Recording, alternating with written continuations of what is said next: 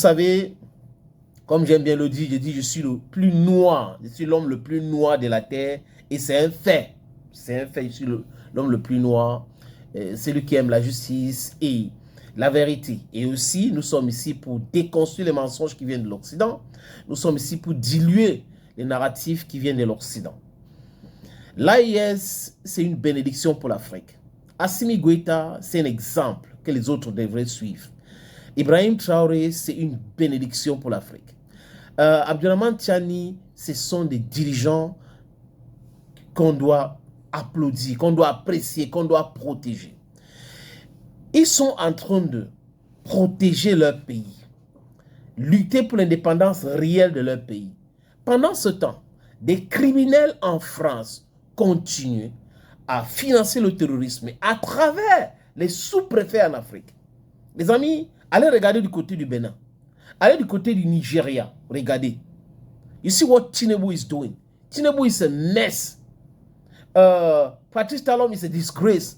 Alassane Ouattara is an embarrassment to Africans. It's embarrassing Ivorians. Donc la France utilise ses sous-préfets pour continuer à déstabiliser les pays du Sahel. Mais les pays du Sahel et les Sahéliens ont bien compris. C'est-à-dire qu'ils sont solides dans l'éducation politique.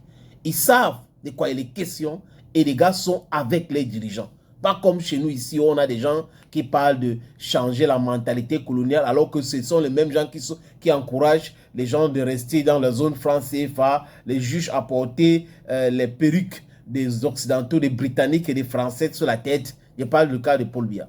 Vous avez des dirigeants qui ne prêchent pas les actes.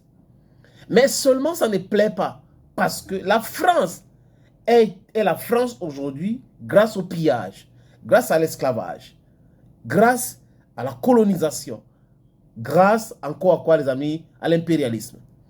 Et la France a tissé ses toiles. La France a beaucoup imposé et beaucoup financé le terrorisme chez nous. Je prends un exemple. Quand Donald Trump gagne les élections aux États-Unis, il prête serment cette année, le 20 janvier. Il y a une révélation du département d'État que quoi? USAID finançait le terrorisme dans le Sahel. Dans les histoires de organisations non gouvernementales et autres, c'était pour financer le terrorisme. Aide au développement, Agence française de développement, toutes ces structures-là aident à financer le terrorisme. C'est pour cette raison que, vous voyez, on frappe sur les gars, on saisit les armes sont toujours là. Vous pensez qu'on fabrique des armes là dans les forêts? Non, ça traverse par le port de la Côte d'Ivoire, par Cotonou, pour entrer dans le Sahel. Ça traverse par l'Algérie, par la Mauritanie. On a toujours des élites corrompues. Ce que l'Algérie est en train de faire, je comprends. Parfois, quand je fais des podcasts où je parle en bien de l'Algérie, les amis vont venir m'écrire inbox pour me dire « Tu ne connais pas l'Algérie, ces gens-là, ils n'aiment pas les Noirs, ils n'aiment pas ceci. » Je n'entre pas dans ce genre de débat. Parce que c'est un fallacie que les gens sont en train de commettre. Les Algériens sont différents des élites au pouvoir en Algérie. C'est ce qu'il faut remarquer. Algériens et élites qui gouvernent, ce n'est pas la même chose. Les élites qui gouvernent sont des élites corrompues. C'est des gens qui gouvernent avec l'idée d'avoir des billets de banque. Le peuple est solidaire avec la lutte que nous menons, que les Africains mènent aujourd'hui pour leur libération. Mais les élites sont en connivence avec la France, avec les Américains pour continuer à déstabiliser le Sahel. L'attaque de l'année dernière à Tino et Tizé, où on a vu la participation des Ukrainiennes.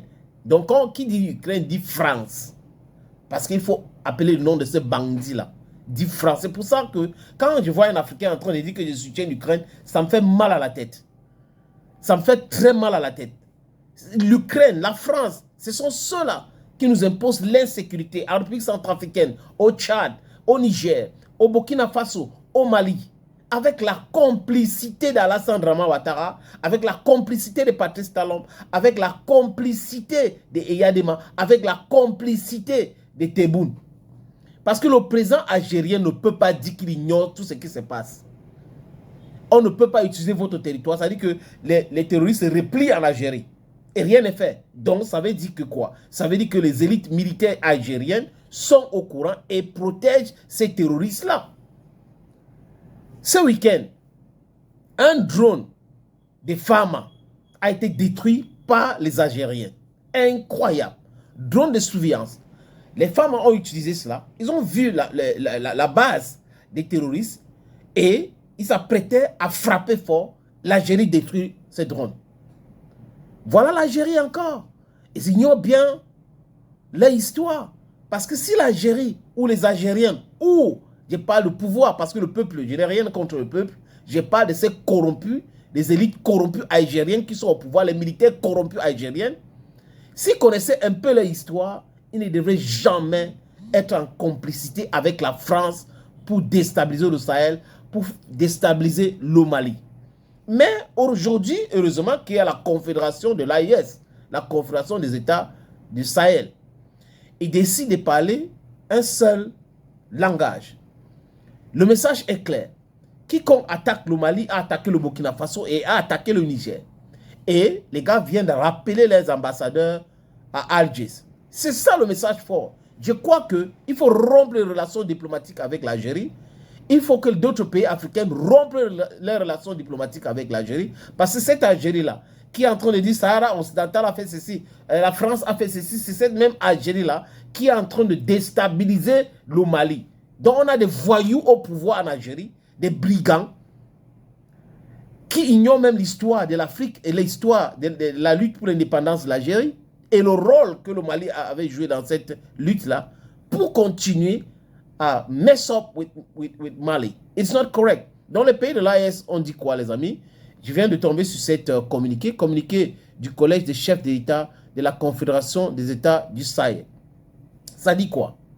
Le Collège des chefs de l'État de la Confédération AES regrette la destruction d'un drone de force armée de sécurité de la République du Mali, immatriculé TZ-98D, suite à un acte d'hostilité du régime algérien dans la nuit du 31 mars au 1er avril 2025 à Tinzouaïtene, la même zone où les Ukrainiens et les autres avaient utilisé les drones avec la complicité de l'Algérie pour faire mal aux femmes. Cercle d'Abiebara dans la région de Kidal.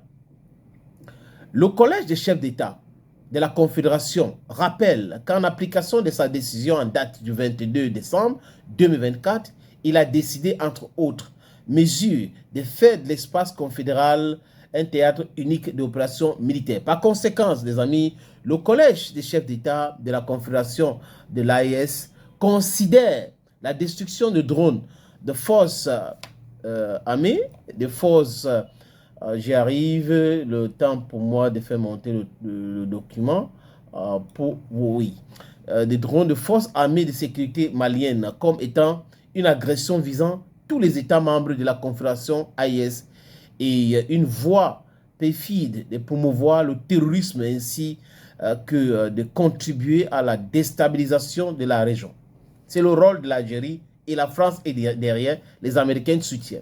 Cet incident est d'autant plus grave qu'il ressort de conclusions des enquêtes que la destruction de drones a empêché la neutralisation de groupes terroristes qui planifiaient des actes terroristes contre l'AES, dont l'Algérie est responsable. Tebboune est responsable. Le chef d'état-major de l'armée algérienne est responsable. Ils sont des criminels, dont ils protègent des terroristes, dont ils sont des terroristes aussi, les amis. Ils sont des terroristes. Le collège des chefs d'État de la Confédération de l'AES condamne avec la plus grande énergie cet acte irresponsable du régime algérien en violation du droit international et en recours et à rebours de relations historiques.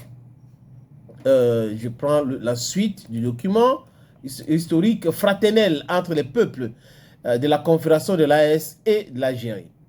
En outre, le collège des chefs d'État de l'AES décide de rappeler pour consultation les ambassadeurs des États membres accrédités en Algérie. Le collège des chefs d'État de l'AES, d'une part, rappelle au régime algérien que l'éradication du terrorisme demeure une lutte existentielle pour l'AES.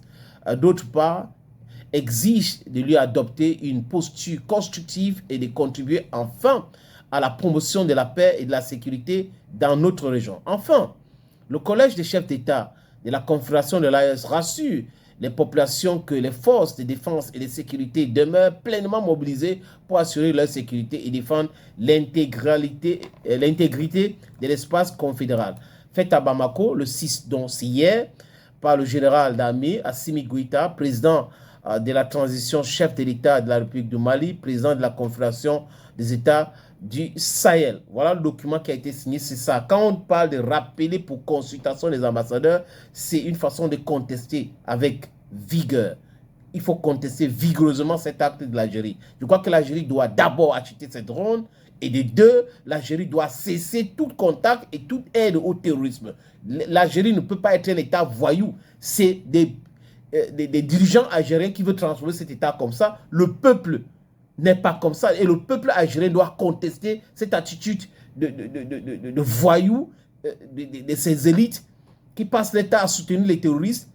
Oui, la France, vous contestez tout ce que la France fait officiellement pour faire plaisir au peuple algérien. Mais de l'autre côté, vous êtes en connivence avec la France pour faire du mal au peuple du Sahel. Ce n'est pas possible, les amis. C'est inacceptable. Inacceptable.